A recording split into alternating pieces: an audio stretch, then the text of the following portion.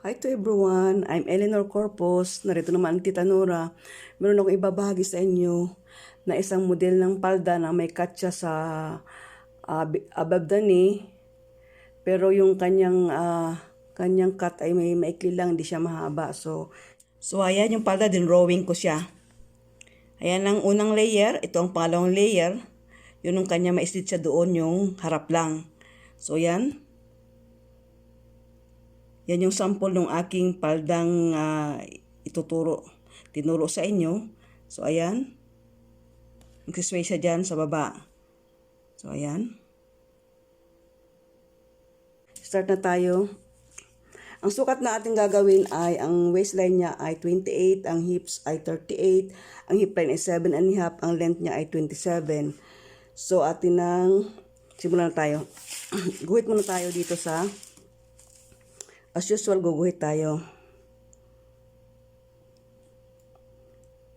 So, ayan. Ang ginawa ko dito, itong papel, hinati ko. Tinupi kong isang tupi na ganyan. Para buo yan mamaya aking iaano. So, ayan na. Ang kanyang hip line ay, so dito magbabawas tayo ng 1 inch. Yung 1 inch niya, yun yung kanyang waistband. So 7.5 yung kanyang hip line. So magiging, yan lang siya oh.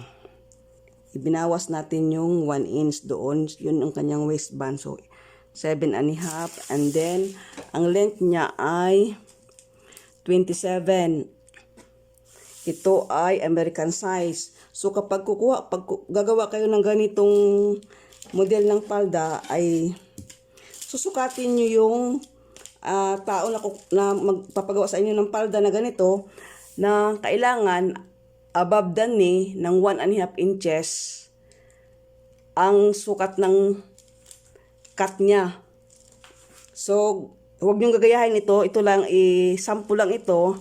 Pero ito yung American size. So, pag kayo gagawa ng palda ninyo, so, susukatin nyo ang above the knee ng 1.5 inches. Doon kayo magkakat. So ito, 27. So, malaki ito, mahaba ito, pang matangkad ito, pang 6-footer ito. So, ating guhitan ito. Ayan. Saka itong kanyang hip line. So, ang hips niya ay 38. 38 divided by 4 is 9.5.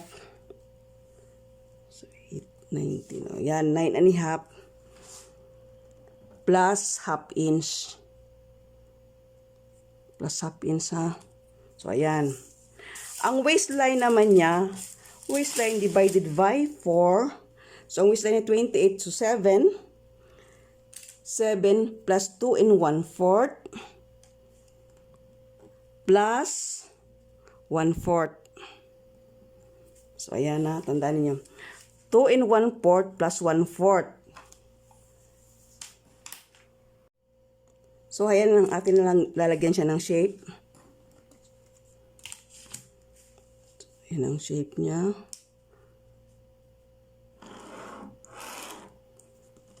And then, pagdating doon sa baba, diretso lang siya, diretso kung ano yung nandito. 10 and 1/4. Diretso dito. Pero kung malaki ang hita ng inyong gagawin, kung malaki ang hita nyo, magdagdag kayo ng 1/2 inches. Para hindi siya mahirapan lumakad. So, ayan.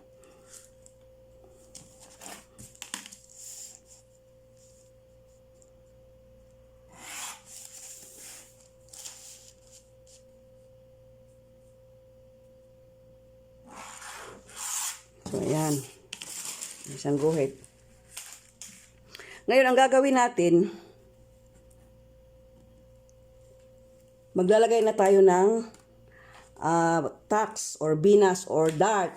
Sumula dito sa sentro, dito sa sentro na ito, sumukat tayo ng 8.5. Yan, 8.5. Katapos, sumukat tayo ng 3 cm. And then, may pagitan ng 3 cm. And then, 3 cm uli. So, ayan. Ngayon, ang haba ng ating dart ay 11 cm. So, 11 cm. Pantay siya. So, kung ano yung nandyan, ayan, siya yan. So, kukunin natin ang gitna nito. So, ang gitna niyan ay 9.5. So, ayan. Tingnan natin tanda. So, ang gitna naman noon ay 16. So, ayan. So, atin na siyang guhitan.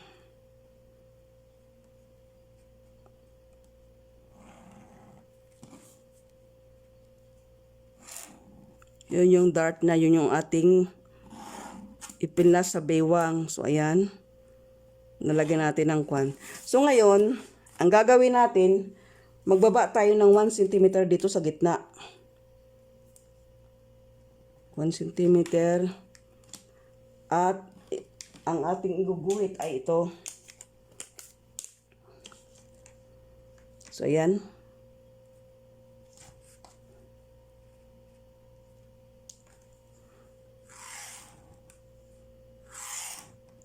So, ayan siya, pumasok siya.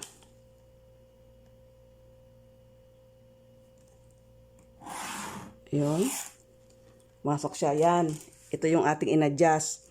So, yan ang kanyang 11 cm. Ang kanyang dart, ito naman ay 3 din yung kanyang centimeter ang pagitan. So, ang gagawin natin, babakatin natin itong kabila. So, ayan.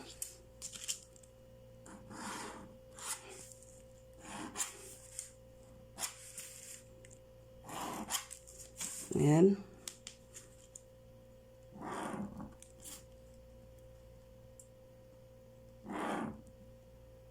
Maganda kung meron ganitong papel. Buti lang meron ako ditong, naalala ko meron nga pala akong ganitong manipis na papel. So, yan.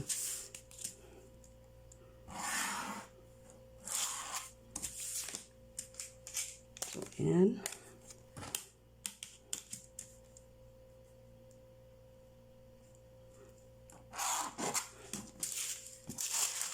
So, hanggang doon.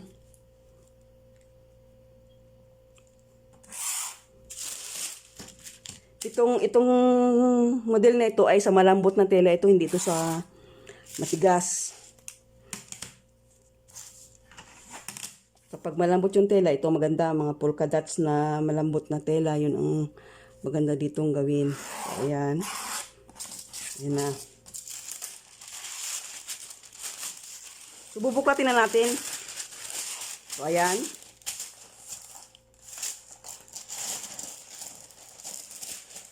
So, ating guguhitan ng paganyan para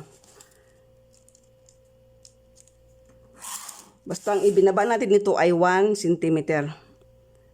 Yan. Binaba natin 1 cm. So, dito na tayo sa baba. Yan, sa baba. Dito ang may cut. So, ang gagawin natin dito ay hahatiin natin ito. Ang ating ikakat dito ay 10 cm. So, kuhi tayo 10 cm.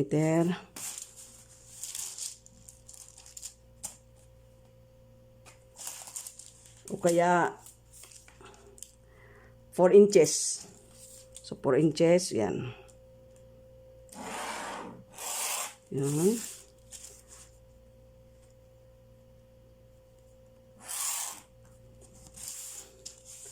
So, ito yung pinakagitna niya. Dito, lumabas tayo ng 3 cm. 3 cm. 3 cm. So, ito ay doble. Dalawang layer ito. So, ang first layer ay 2 cm. So, second layer yung 8 cm. So, yung unang layer niya, yung nasa ilalim, ay 2 cm ang So, ayan. Atin ang guhitan. Para hindi tayo magkamali.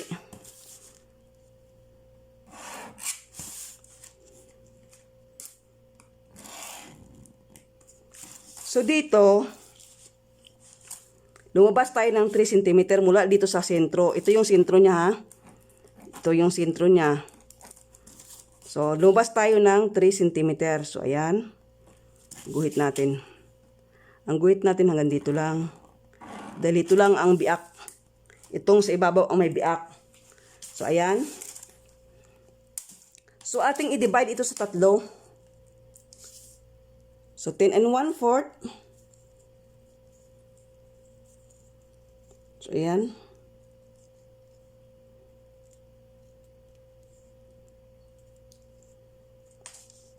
So, ayan ang 3 and 3/8. So, ayan.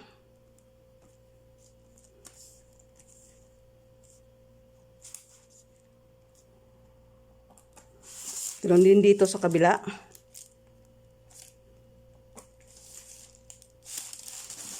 So, ayan.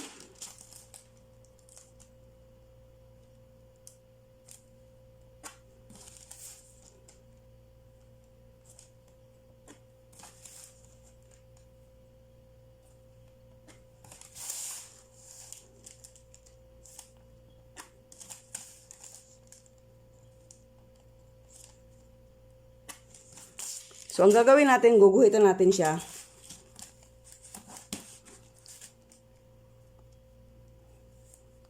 Three and 3/8. 3 and 3/8. So, yan. So, yan. Yung kabila, hindi na siya 3 and 3/8 kasi pumasok tayo dito. So, dito tayo magsimula. Ito hanggang baba ang guhit. Ito lang may biak. Na second layer, yan yung hindi hanggang sa, walang biak yung sa ilalim. Yung sa first layer. So, ayan. So, ay nangyari ngayon. Ngayon, pagdating dito sa gitna, tumaas tayo ng 3.5 cm. 3.5 cm. 3.5 cm. At gumuhit tayong paganyan, no? Yan.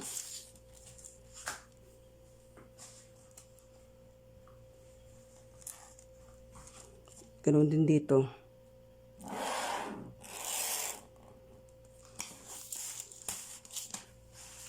Ngayon, ang gagawin natin dito sa may ayan, dito pumasok tayo ng 5 cm, 0.5 cm, 0.5 cm. So, ayan. Dito sa tapat nung unang ating dinivide. At doon din sa kabila, ganun din. Pumasok din tayo ng 0.5 cm. 0.5 cm. At atin na siyang yan.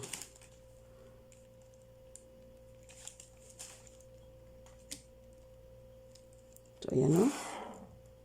Guhitan pa ganun.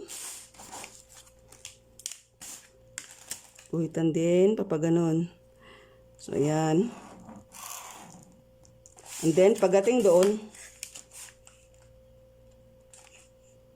kaya maganda meron kayong ganito. Ayan na yung shape niya. Sa kabila din, ganun din ang gagawin natin. So, lalagyan natin ng shape.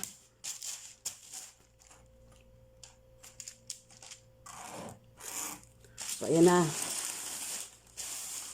Ayan na yung cut natin. So, itong guhit na ito, i-continue natin sa taas. Ayan. So, itong gamitin natin para... So, ang kanyang biak, itong sa ibabaw, ang biak hanggang dito lang.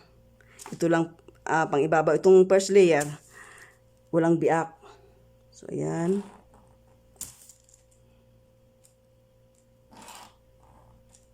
So, ayan. Meron na siyang, atin ngayon siyang babakatin. Babakatin natin siya. So, babakatin natin siya. So, ayan.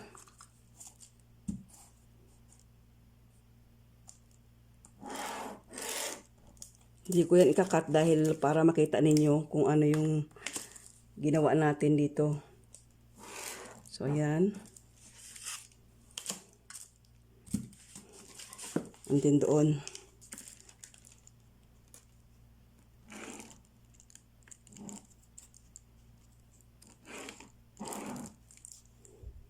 So, atin ang gupitin. Nabakat na natin siya, no?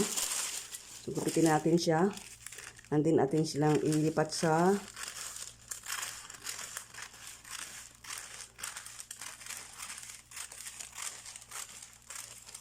para makita nyo pa rin yung forma noong ating ginawa dyan, no?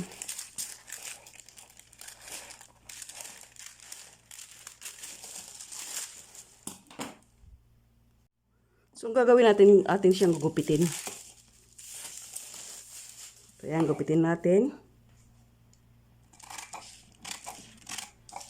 Magtira tayo doon ng 1, 8. Ganon din dito.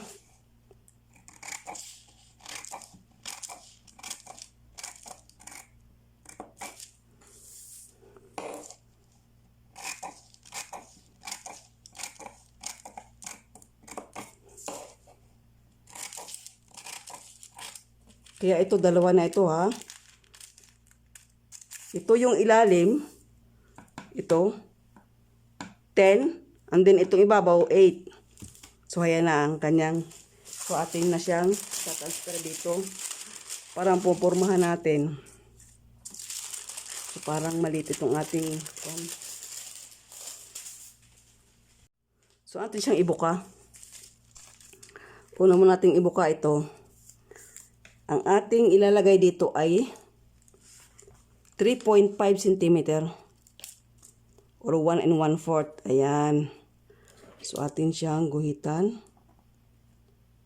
para and then ating dikitan. So, ayan.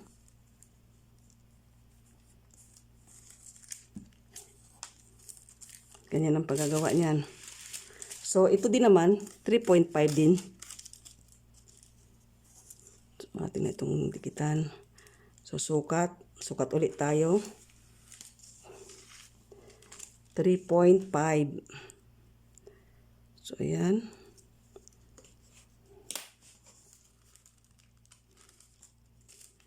So, dikit.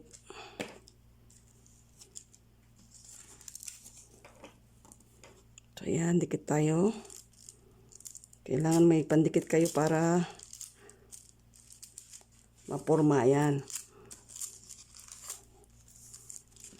Dito din sa kabila, ganun din ang gagawin natin. So, ayan. 3.5 din uli. So, ayan.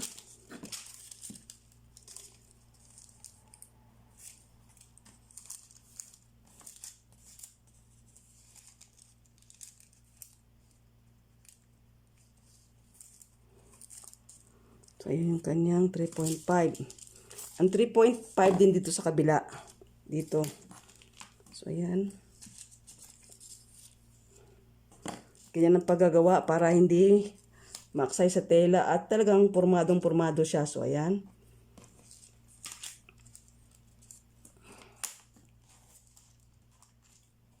So, ayan siya. Ito na siyang dikitan para maporma. So, ayan na siya.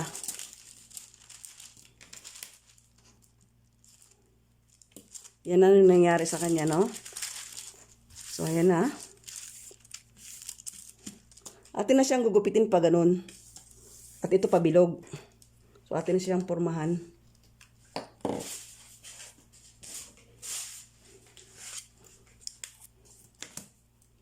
Ang porma niyan pa ganito, oh. So, ito yan.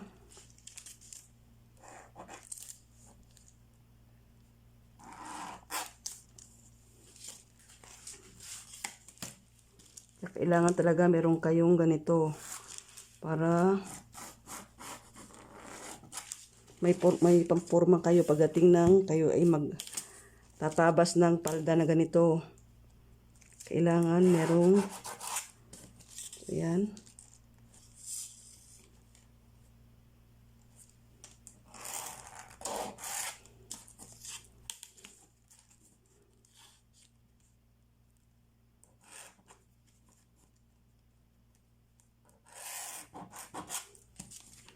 So, hayo na yan. Hayo na siya. So, atin na siyang gugupitin uli.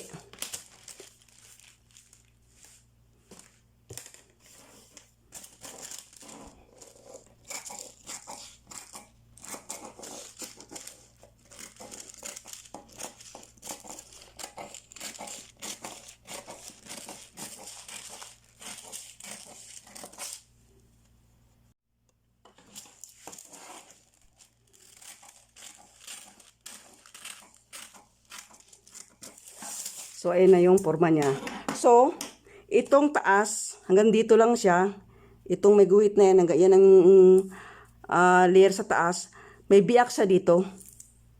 Bibiyakan nyo siya. Itong ibaba, buo siya. Wala siyang biyak. So, ayan ang magiging ibaba mo. Ito yung first layer. Ayan. Ganyan siya kalaki. Pero yung second layer sa ibabaw, may biyak siya dito, hanggang dito lang siya, hanggang dyan lang siya. Ang first layer sa ilalim, iyan. Ang second layer sa ibabaw, may biyak, at hanggang dito lang siya. Hanggang dito lang siya, ang sukat niya. So, ayan. Tapos na tayo sa front. Ito, lalagyan natin ng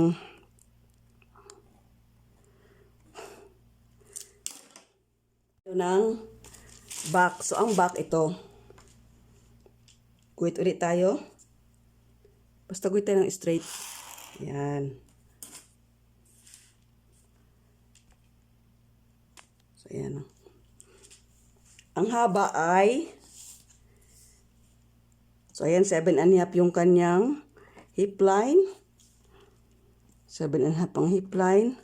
So, 27 ang kanyang haba. So, guhitan natin. 27.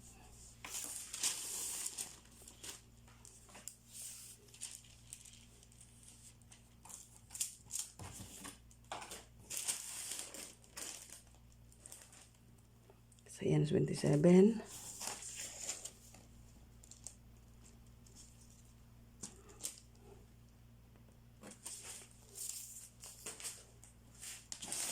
Kita natin siya para meron tayong tanda.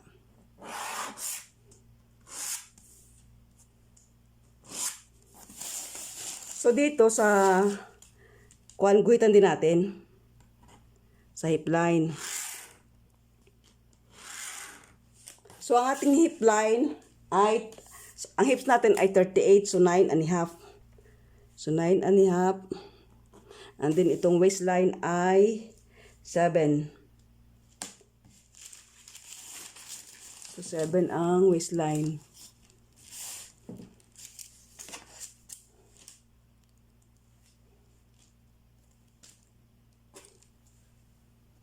Dito magdagdag tayo ng 1/2 inch.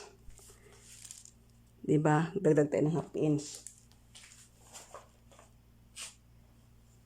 And then dito naman, isa lang yung ating gagawing dart. So, ang gagawin nating dart ay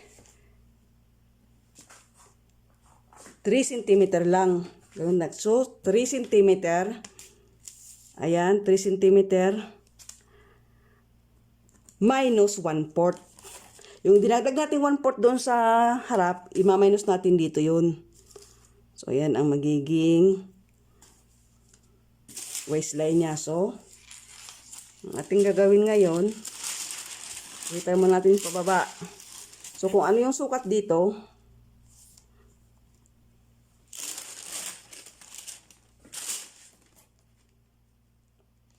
so dito, nagbawas tayo. Nag-minus tayo dito sa likod, mag-minus din tayo ng 1/4. So, ito na lang ang matitira. So, yan na lang matitira sa ating, nagdagdag tayo ng 1/2 inch, ibawas na, nagdagdag tayo sa kabila, dito naman magbabawas tayo. So, yan ang natira. So, atin ngayon susukatin ngayon yan. So, 9 3/4 na lang. So, 9 3/4.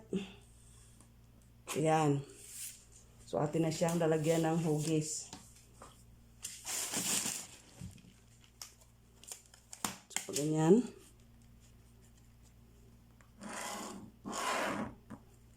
And then, pababa doon. Ayan. Sa bottom niya.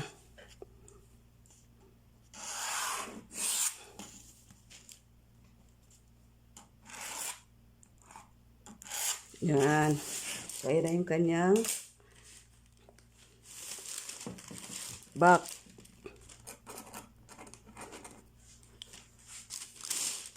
Dito sa back, dito, magbaba tayo ng 1.5 cm. Yan. At atin siyang lalagyan ng shape.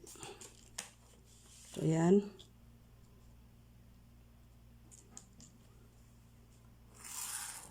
Doon sa harap, 1 cm dito, 1.5 cm ang ating ibabawas. So, ayan. At mula dito, sumukat tayo ng 7.5, and then 3 inches na, 3 cm na dart. At ang lalim ng dart natin ay 11.5 cm. Mas malalim konti ng half centimeter kaysa sa harap. So, ayan. So, atin na siyang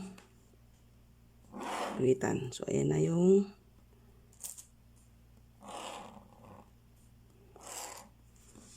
harap.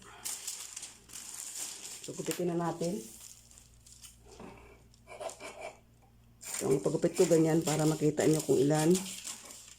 So, ito ay 3 cm. Ito naman hips. 1/4 ng hips. Plus,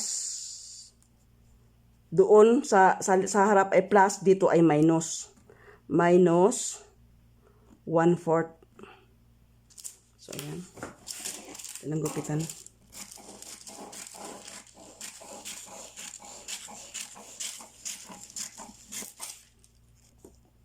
So, ayan na yung back, ha. Ayan ang back niya, oh. So, atin ang gagawin yung salaylayan din na cut niya. So, ayan. Ayan. So, dito, ang ating ibababa ay 10.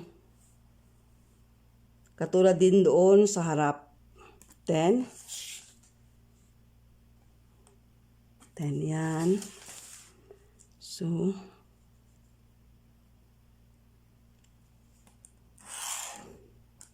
ngayon, i-divide ulit natin sa 3 yan. Ito yan, 3. So, 3 and 1/4. Kasi 9 3/4, 3 and 1/4, 3 and 1/4.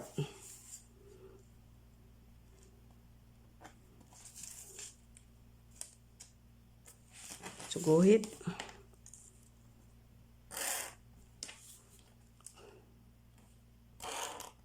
And then,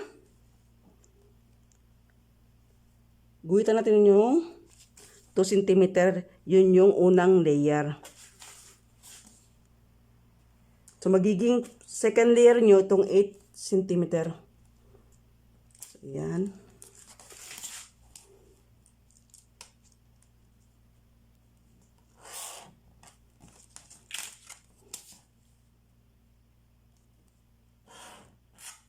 So, ayan na siya, no?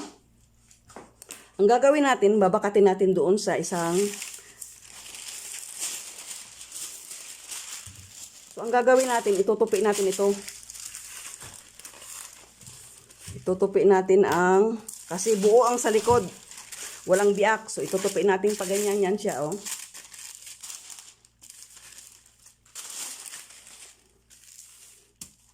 At ating bakatin siya.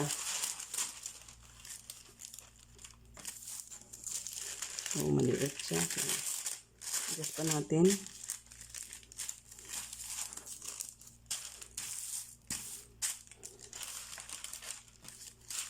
So, atin na siyang i-ano dito para hindi na tayo maguhit pa doon sa taas. Atin na siyang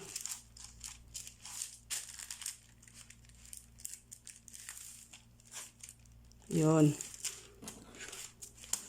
So, ang gagawin natin, sige, bakat. I-trace natin siya.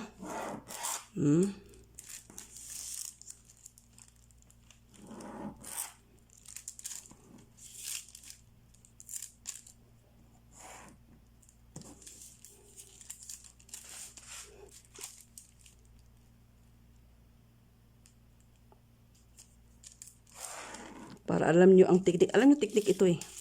Tiktik na ito paano gumawa ng palda. Na may cut siya. Na gusto mong i-flare konti yung sa laylayan. Ito na yun.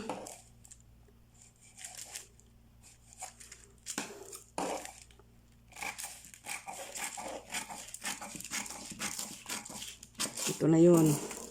So, ayan.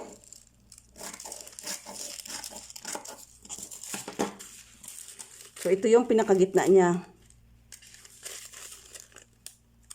Ito yung pinakagitna. So, ayan. Ang gagawin natin, yung 2 cm. Guhitan natin dyan para yan yung first layer.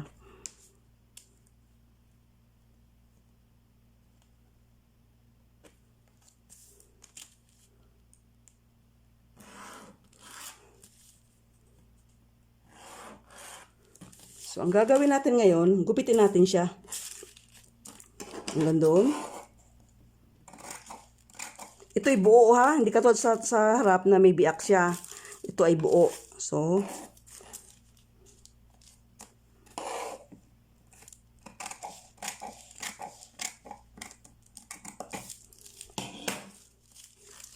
yan na nangyari sa kanya, no? So, yan. So, atin na siyang ililipat. Ito lang ang nagsisway. Yan, hindi nagsisway ang likod. Itong pinakasentro niya. So, ang gagawin din natin, ganoon din. 3.5. Itong gitna, yan lang yung gitna, ha? Ito ang ating iaano. So, 3.5 din siya. So, ayan. Sukatin natin dito. At doon yung tanda. Yun.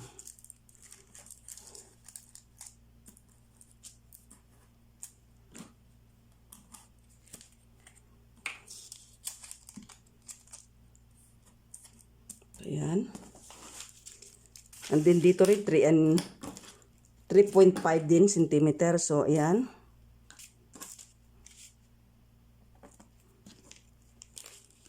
Para tayo hindi maligaw. So, yan. Para kung kayo ay gagawa ng palda, mag-invento na kayo ng kuan. Ganito lang paggagawa ng gusto nyo i-sway, gusto nyo pa ganun. Mag-invento na lang kayo. So, ito lang pinakasample na gagawin nyo para medyo sway konti yung laylayan. So, ito naman, sukatin ulit natin. So, yan, 3.5 din. So, ayan.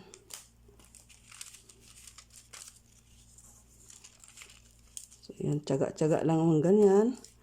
Pero pag natuto kayo niyan, pagkakakitaan nyo ito pag kayo ay makatumanggap na ng customer.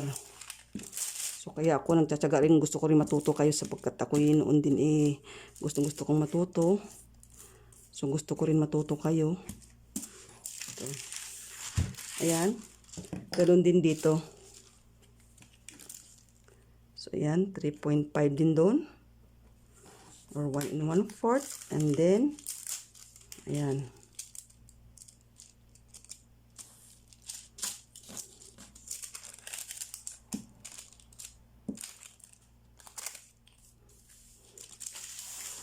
So, ayan na yung kanyang kabuuan. So, ang gagawin natin ngayon,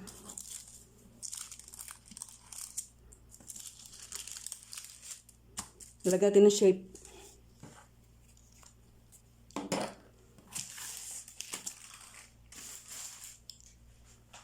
So, yung konti lang halyok doon. Halok doon. Sa mga sulok-sulok ng ating kuan, no? Ganun din dito.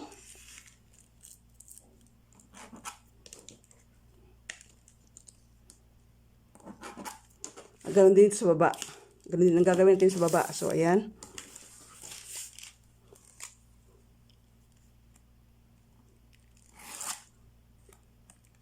Ito ang ating panghugis. Diba? So, ayan. Bumaba kayo ng 0.5 cm dito, oh. Dito. Para makahugis kayo ng maganda-ganda. So, ayan.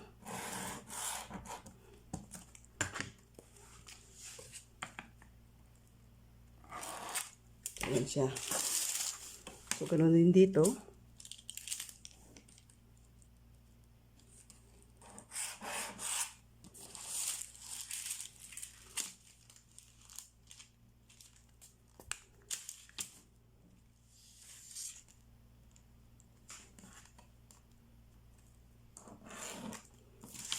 So, atin ang gupitin para makita ang hugis.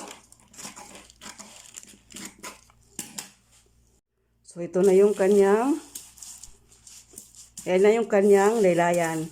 Ito na yung magiging laylayan niya, oh. So, ayan. Yan na yun dyan. Ito ang first layer, ito ang second layer. First layer ito. So, yan, 3 cm, 3 cm. Yan. Ikakat nyo dito. So, ito, yan.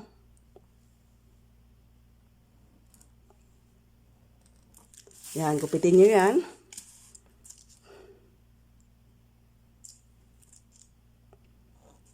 So, yan o.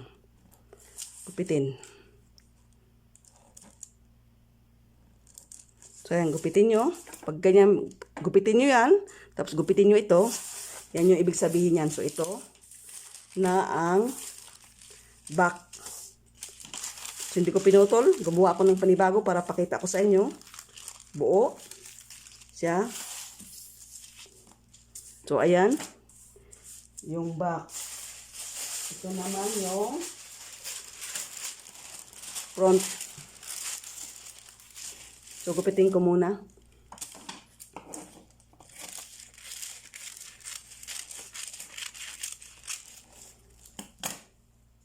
So, ayan. Ayan yung harap. Ito yung front. Dalawa ang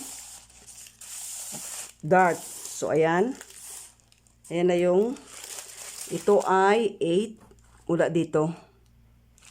Mula dito ay 8. Mula naman doon, mula dito hanggang dito, yung unang layer ay 10. So, plus 3.5 doon sa gitna. So, ayan na yung kanyang, ito na yung kanyang pinaka.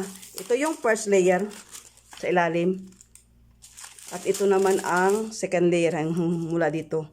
So, may guhit na yan. At yung sa taas, yung pangalawang layer, may biyak sa dito. Pero itong sa ilalim, walang biyak. So, ayan. Ang front.